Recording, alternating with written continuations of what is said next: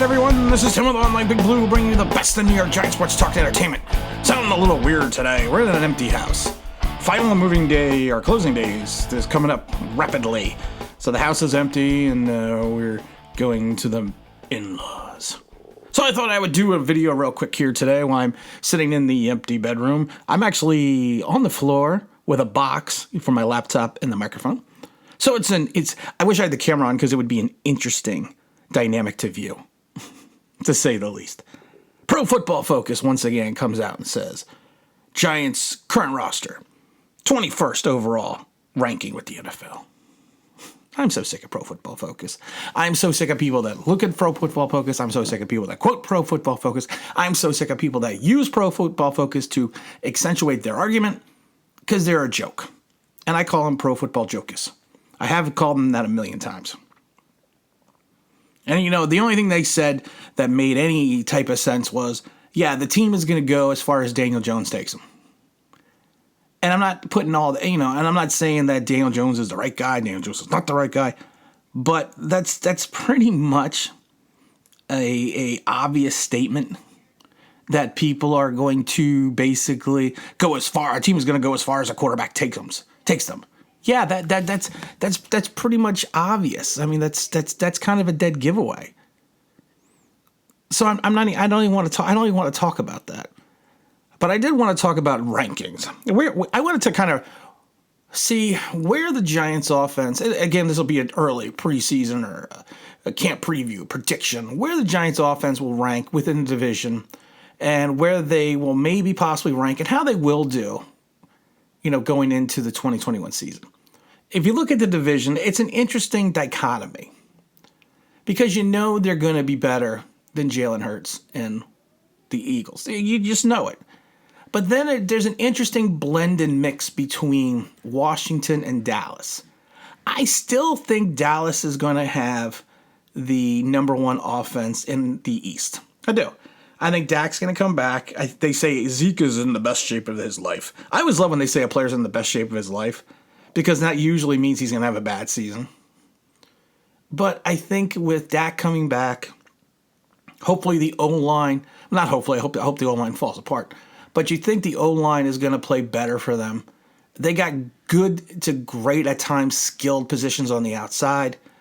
Okay, I'm not going to say they're not wonderful at the tight end position, but they're more than average. It's not the Jason Witten tight ends of the days of yore for the Cowboys.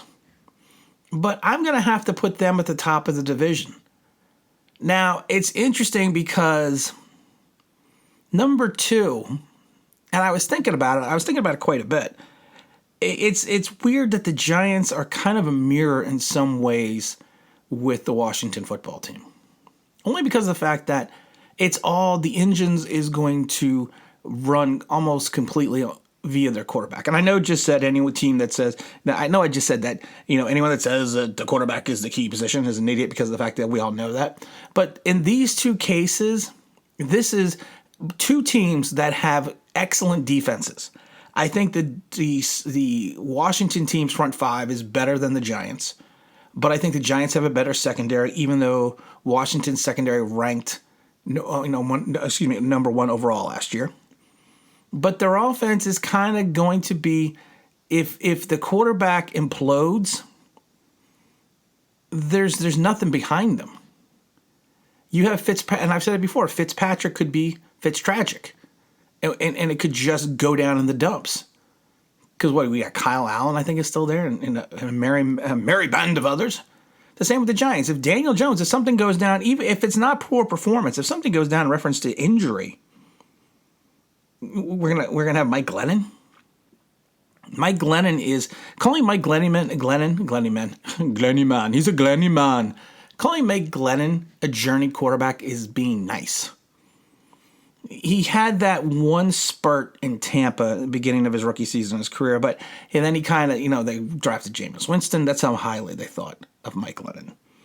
And then he's kind of bounced around the league. He's had opportunities to start at times, but never really fulfilled any type of promise. I mean, so those are your guys. And then you got to worry about the Giants and their running back position. And in some ways, you're I'm not worried about the wide receivers, but You have to hope that Kenny G's hip pointer's okay. You got to hope that Sterling stays off the protocol for concussions. You hope Evan Ingram can catch the damn ball. King of the almost catch. Sound effect is actually done for Evan, but I just have not had a chance to put in the soundboard. And the soundboard is right now is in a box. It won't be set up till Wednesday. And then you have to worry about the fact that is Kyle Rudolph's foot going to be okay? Is he going to be the Kyle Rudolph he was the last 2 years or the ones that he was the last 3 years prior to that? And it's the same with Washington. And to me, Washington is in some ways even relying more heavily on the quarterback position because I don't think they have the total offensive skill set that the Giants have. So if I had to pick number 2 in the division, I'm going to have to say the Giants are going to have the second-ranked offense in the division. I'm going to have to say that. And I'm happy to say that.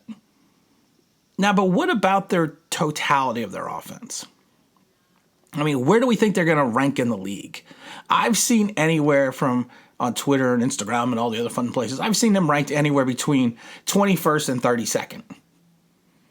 And we all know the warts of the Giants offense. We're not gonna go through it, but things that we don't know. Is Tony going to be more than a gimmick player in the beginning of his career for the Giants? Is he going to have more of the Percy Harvin effect? Or is he going to kind of just be that guy that, I can't think with the, what's his name? Austin. The guy that the Rams took a couple years back overall. Was it Tavon Austin? You know, they traded up to get him. Then he went over to the Cowboys and did nothing. Or is he going to be more like him? I'm thinking in the beginning he is going to be more of a, and it's always a good thing. You know, people say it's a bad thing, but I think it's going to be a decoy in a lot of ways. Because him decoying is going to have the potential to open up something for Kenny G. Plain and that's a simple way to put it. Same thing. Sending him streaking down the sideline is probably going to open up the middle of the field for Evan Ingram or Sterling Shepard or Darius Slayton. And I think actually pairing him with Darius Slayton on the same side is going to cause a mismatch, because if you pair those two on the same side and then you leave Kenny G on the other side, what is the team going to do? Are they going to go man-to-man with safety help and on the other side between Darius and Tony and then leave one-on-one to Kenny? Or leave a linebacker strictly on one of our tight ends? It's an interesting quandary to have, and there's so many different things that Jason Garrett can do. Now, but again, like I said, it's going to rely on two things. We've said this a million times. It's going to rely on Daniel Jones being able to find the open man. It doesn't matter if you have 5 viable options. If you can't if you can't throw the ball to the right one at the right time, it doesn't matter. The other thing is going to be, can we keep Daniel Jones upright? There were times last year, yes, that Daniel Jones had a terrible pocket. He really did. But there were times also in that winning streak where Daniel Jones was protected quite well. He just held on to the ball too long. I think if you go back to the stats, he held on to the ball the 3rd longest in the league outside of Russell Wilson. I can't remember who the other person was. And Russell Wilson is a scrambler. So he can hold on to, he's a scrambler and he understands pocket awareness. So he can hold on to the ball longer. Daniel Jones, like I said, I think it's the same thing I've said a million times. I think his brain is not reacting fast enough to his arm. I don't think he's reading fast enough to make the decision that allows him to throw the ball as quickly as possible. I don't think he's processing the play well enough yet. And if you go back and watch some of his film at Duke, you can kind of see the same thing. I don't really like going back and watching a player's film in college because it was college. It's totally different college between pros because, like I said, the athletes are different. You're not gonna if you are a superior athlete, you can rely on that in college 100% without having to go with technique. In the NFL, a lot of these guys are high quality, talented players. So you need to rely more on technique. And like I said, I think the issue with Daniel Jones is he's not processing the plays fast enough. And of course, his poor pocket awareness and pocket presence doesn't help. But I think that's what he needs to do. So if he is unable to go through multiple reads, because I think Jason Garrett's going to have to go through. He's going to have to open up the playbook. He's going to. You have to. You got to keep defenses honest. And we don't know when Saquon Barkley's going to come back. We don't know how the wide receivers are going to hold up. We don't know how the line's going to hold up. So he's got to make quick decisions, like Eli did with McAdoo when he was the offensive coordinator. It was all predicated on quick passing plays, which is why Eli had his best 2 seasons statistically with the McAdoo.